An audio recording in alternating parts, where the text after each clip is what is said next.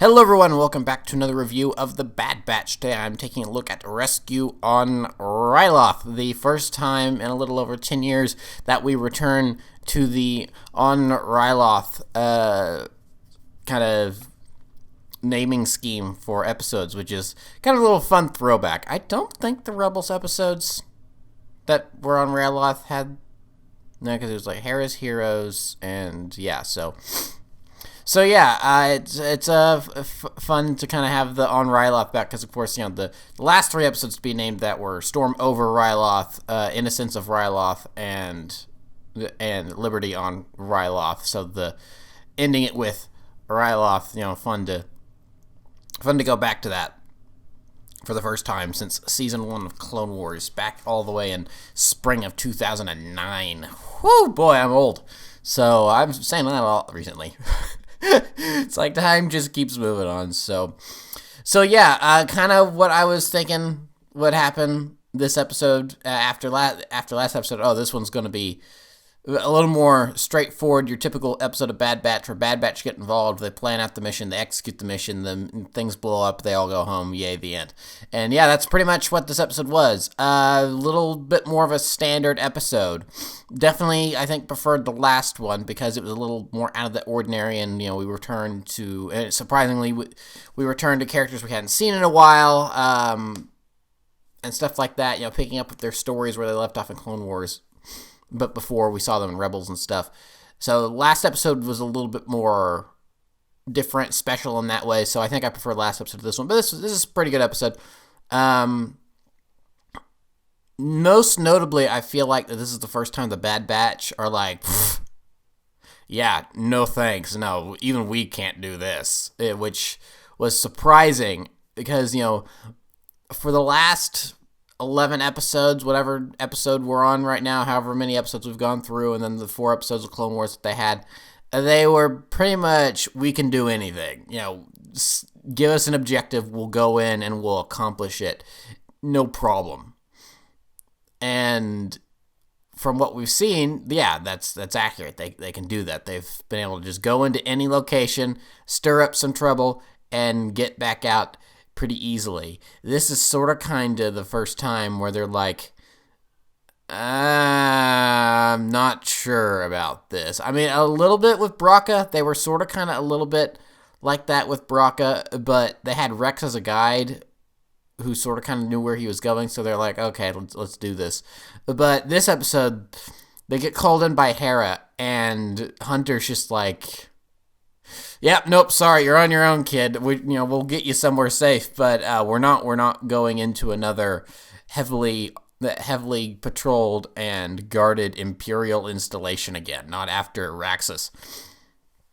So it was interesting to see that after all the stuff that's been happening with them lately, and with the Empire very quickly, getting its grip on the galaxy and slowly starting to squeeze after just weeks in power. Just see the change in the Bad Batch so quickly. If we can do anything to, the Empire's kind of a problem. We don't want to mess with them. That's definitely an interesting shift.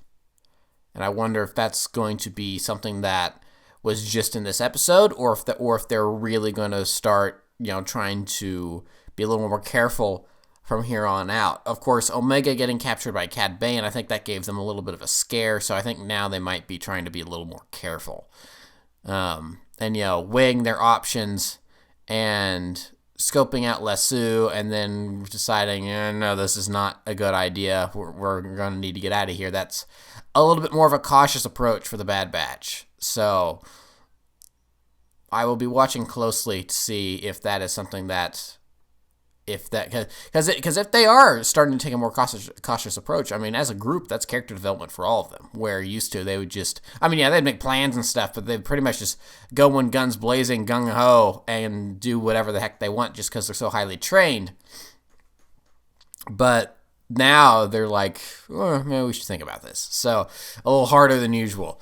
So we'll see how that plays out in future episodes, if it does at all. So last week I really did not really talk about Crosshair at all. because I knew I would talk about him this week. And so, yeah, let's talk about Crosshair. He's not looking good, is he? He's got burns on one side of his face still. His hair has been basically just completely trimmed away. Now I don't know if that was because of the fire or if he chose that or if, some combination of in between. But, he doesn't really have any hair anymore. He's looking a little tanner than he used to, which is kind of nice because, he was a little bit pale to begin with. So now he's got a little bit more of a tan. Not that he probably wanted that tan. Also, considering it really only affected his face since the rest of his body was covered, imagine, I don't want to know what he looks like when he takes off that armor. Take off the chest plate, peel back the bodysuit, and it's just as pale as he used to be. And then all of a sudden, it's like he's got a bad sunburn. That'd look really funny. I wonder if someone's done fan art of that out there somewhere. It wouldn't surprise me. But yeah, Crosshair proving that in terms of book smarts, obviously Tech was the smartest member of the Bad Batch. But I don't know. I think in terms of combat knowledge and, kind of awareness, kind of, not street savvy exactly, but just kind of knowing what he's doing, I feel like Crosshair is up there in terms of the smartest person that was in the Bad Batch, present or former. Obviously Hunter's the leader, and he's kind of the jack of all trades. He's got these scouting skills and enhanced abilities there. But Crosshair, he just kind of has a knack for situational awareness.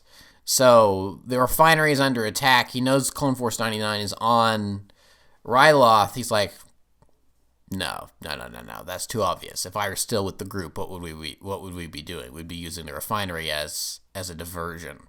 So he very rightly guessed that it was actually a prison break attempt. And honestly, if it weren't for Hauser, the Bad Batch would have been captured then and there, and poor Omega probably would have been orphaned. So yeah, Now, and I will say, I am surprised that it took us this long to actually get to the Crosshair is actively hunting down the Bad Batch portion of the show. We got a little bit of that with their excursion to Braca, where they popped up on scanners and he requested to go after them. And the permission was granted, but they got away, and he just kind of returned to being Rampart's errand boy, essentially. So he was not actively hunting the Bad Batch. Now, however, Crosshair is actively hunting the Bad Batch with his squad of stormtroopers. So how is that going to play out? Is Crosshair now going to be in all the remaining episodes? Where do we go from here now that the Bad Batch has kind of helped instigate a couple of small rebellions on a couple of planets now? So I feel like the Crosshair is going to be a bit of a bigger problem for our crew going forward. I mentioned him a second ago, Captain Hauser. I think I discussed him a little bit last week. Obviously, we've got more to discuss with him this week. Are they going to go into the inhibitor chips anymore, how they're affecting clones? Because a lot of clones here just straight up, committed treason against the Empire, threw down their weapons, gave themselves up to be arrested and everything, said that we're not going to turn against the Twi'leks and all that. So that's not the blind mind control obedience that we saw during Order 66. Because during Order 66, there was no reasoning with the clones. Whatever individuality or personality they had was gone, because even when Rex tried to be smart and was Ahsoka was kicked out of the Jedi Order. She's not a Jedi anymore. Jesse wasn't having any of it. He's like, no. We've been ordered to kill anyone with a lightsaber. That pretty much includes Ahsoka. So sorry, Rex. No, that's not going to work. So we're being mind controlled right now. So, but now cut to weeks, maybe a couple months later. We don't know exactly what the time frame is here. Now, Hauser and his men are free of that strict good soldiers follow orders mentality. Yet Crosshair exception, I feel like, because they made a show we're going to turn up his inhibitor chip to 11 in the first episode. So Crosshair still being firmly under that, I get, and yeah, that makes sense. But now that it's been weeks or months after, I wonder if the clones are kind of returning to normal. Like maybe it's not all at once. Maybe it's more of a gradual thing. I wonder if now they're turning back to normal and some of them are going, oh my gosh, what just happened? It's like, I really kind of feel like I woke up all of a sudden. The Jedi are gone. We're an Empire now. What the heck just happened here? Free will and everything. There are probably some that are okay with it. It's like, oh, okay, well, the Republic turned into an Empire, so I guess I serve the Empire now. That's fine. But then there are probably others like Hauser and Rex and those going, what? Hold on. Sorry, what? You want to explain what just happened? I'm confused here. I'm not so sure about this. So I will be interested to see if they go further into the inhibitor chips and what's going on with that. And I don't know, maybe these clones were still kind of under the influence of the inhibitor chips, but the inhibitor chips were so specific in their goals of what was going on that they're going to do the whole good soldiers follow orders, blah, blah, blah, nonsense when it comes to Jedi. But there's no Jedi on Ryloth. Jedi are gone. It's like, oh, well, but the Twi'leks are our allies, so maybe it's still, but again, from what we've seen from inhibitor chip influenced clones, they're still so robotic, and Hauser still retains so much of his, what we're assuming is his original personality. So I don't know. How is that all going to play out? Are we going to see Hauser again? Is he just a dead man walking at this point, being readied for execution or something? I don't know. So I hope we see Hauser again. I like Hauser. Also, his name is not Ballast. I don't know if anyone saw that, but a month, 2 months ago now, Hasbro revealed a bunch of toys, and Hauser got a toy, but for the Black Series, Hasbro Black Series, but his name is Ballast there, which is, so obviously that was a temporary name that ended up changing during production of the show, and Hasbro did not get that memo. That's awkward. So I wonder if those toys haven't been released yet. So I wonder if by the time those toys come out, if the packaging will have the correct name on it, or if now there's going to be, or if you're going to be able to go to like Target or something and find Clone Captain Ballast on the packaging when his name in the show is Hauser, and it's going to be one of those funny little collector things, and then maybe there's a reprint of the Wave or something that then corrects the name or something like that. I wonder if something like that's going to happen. So, and I don't really think I have that much more to say about this episode. Hera really kind of flew on her own for the first time, which was fun to see. They're already getting Chopper used to the Empire rarely notices droids, so you can just send Chopper in with another crew of astromechs and pretty much get him to do whatever the heck he wants, as they do a lot in Rebels.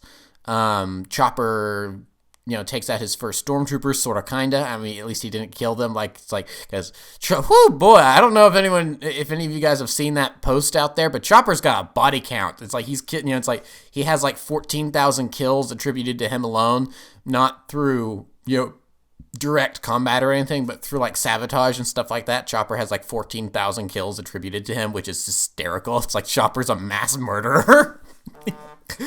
I just find that really, really funny. So, getting Chopper used to that. And then Hera's mom's still alive for now. We know that by the time of Rebels, she's definitely a goner. So I wonder if we're going to see her more in the show, or if maybe the next time it's kind of like with Saw Gerrera. Like every time we see Saw Gerrera, he's just a little crazier. His appearance has changed just a little bit, and he's, slowly going on that road to complete Bonkersville.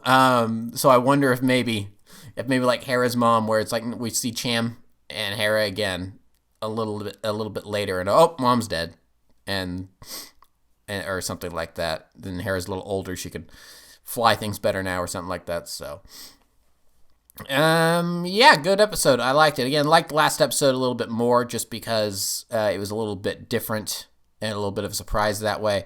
But this was still a good episode, and I am intrigued to see how we're going to cap off the rest of the season because we're getting pretty close to the end, I'm pretty sure. So, yeah, that'll be it for this review. Oh, really quick before I do my final wrap-ups. They make a point of note to say that Senator Ta is recovering, and he will make a full recovery.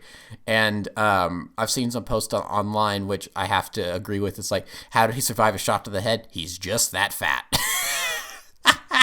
He's just that fat, so makes sense. But a lot of people thought he did get killed there, but he did not, because he's alive in a canon book that takes place a couple years later. Of course, there's been that whole discussion about, do the books matter anymore? Because Filoni doesn't seem to think so or anything. But they did keep him alive. They did keep him alive so they can maintain the canon with Lords of the Sith, which is that book. So. Yeah, so now I'm done with the review. Thank you for watching. Remember to like, comment, subscribe, all that great stuff. Remember to follow me on Twitter and Instagram. Those links are in the description below, and I'll see you guys next time. Thank you for watching. Goodbye.